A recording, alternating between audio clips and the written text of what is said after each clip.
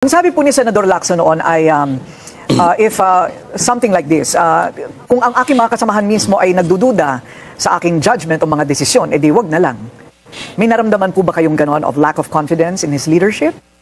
Nagsimula siguro na sabihin niyang almost all senators had insertions.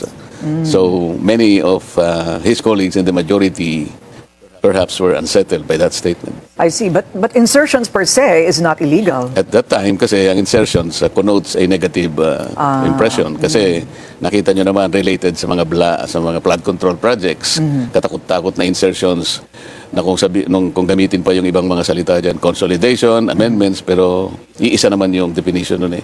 Basta naglagay ka doon na originally wala sa NEP. Mga insertions yun. Ano po ang inyong working principle habang tayo po ay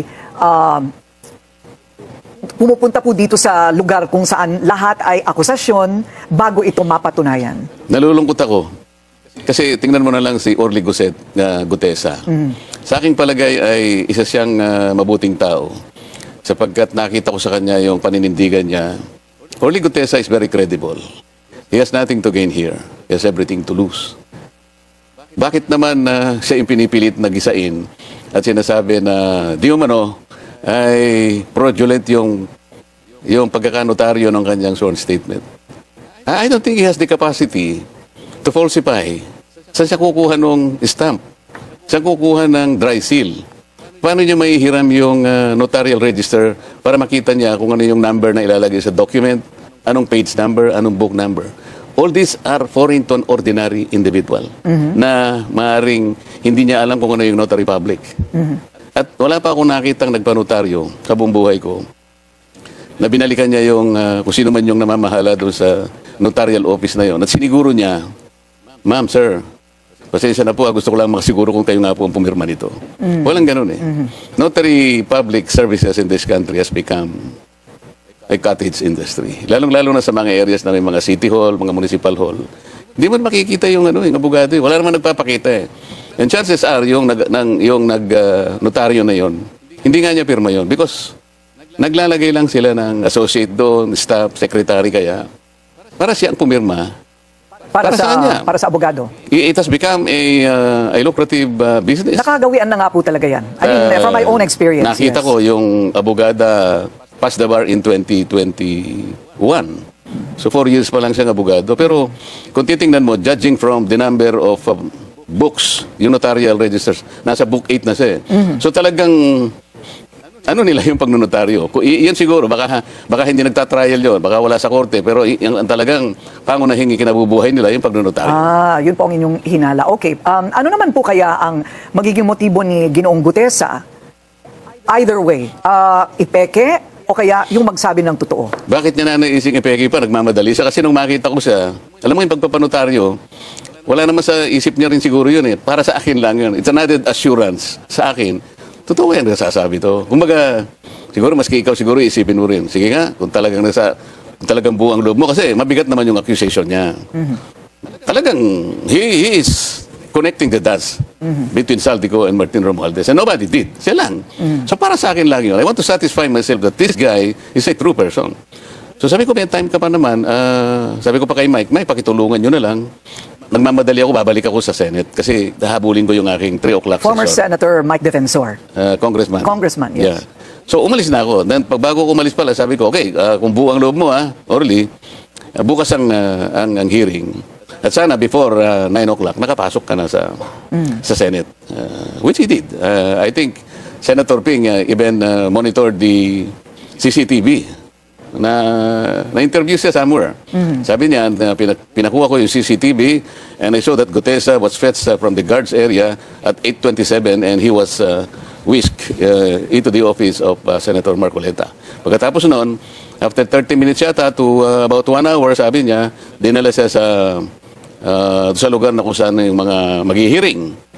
Ganong kalawak kanya yung kinalaman ni Senator Marcoleta. Hindi ko malaman kung ba't niya sinabing ganong kalawak. Ano ibig sabihin kalawak? Kaya tinatanong ko lang, mas a chairman of the Blue Ribbon Committee, tingnan pa niya sa CCTV kung sino yung pumupunta sa mga opisina namin. Can I also do the same to him? Like, I want to see on a daily basis, who are the people, who are the personages coming to his office? Baka hindi rin niya mabutihin. So you took offense. I took offense because Yes. I don't think this is the job of a senator.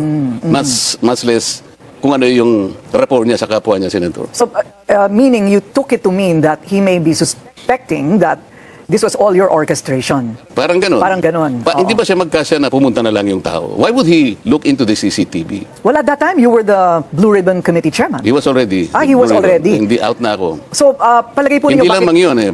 May nagsabi pa sa akin na tinignan din nila yung CCTV doon sa Seascape.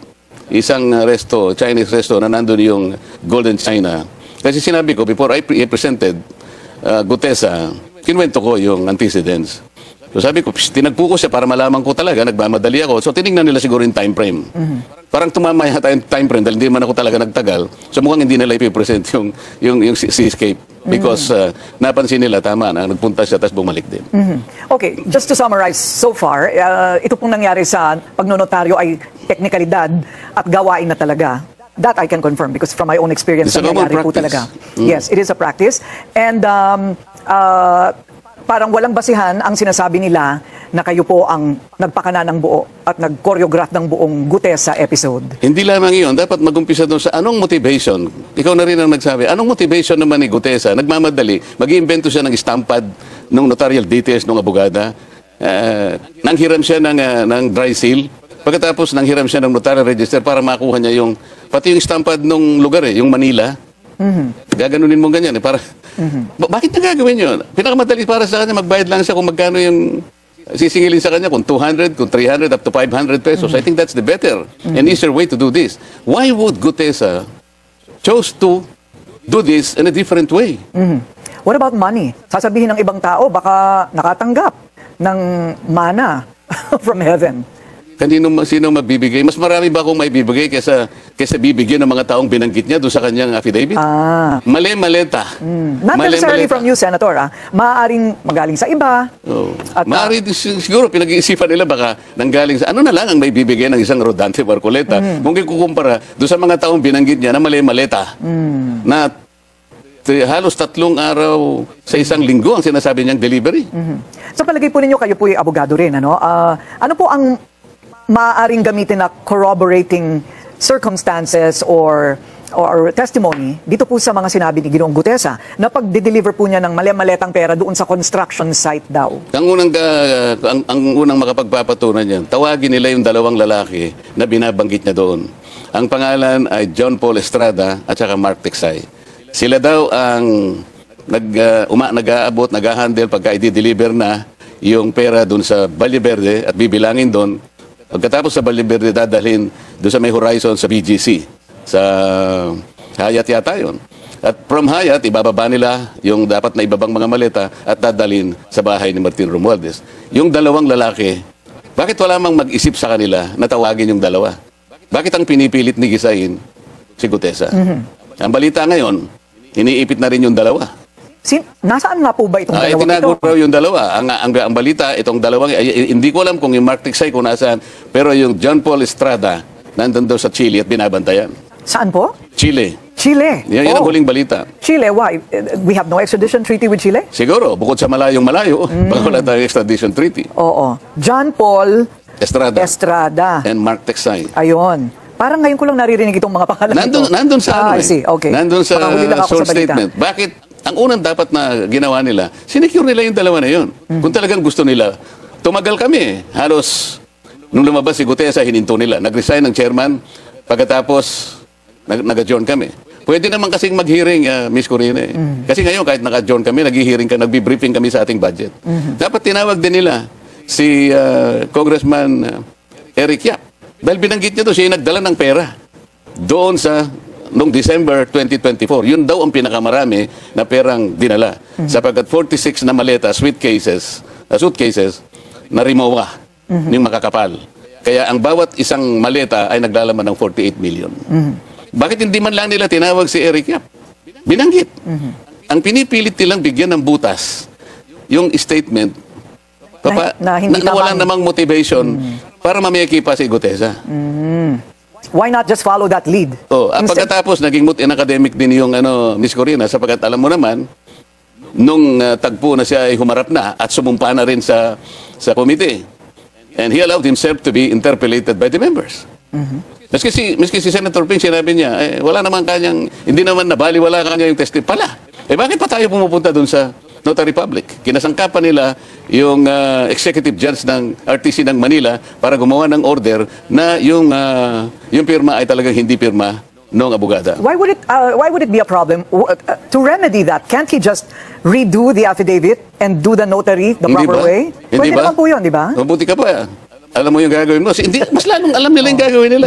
Ako ayaw ko nga i-suggest sa kanila. Okay. Kasi dapat naisip nila yun.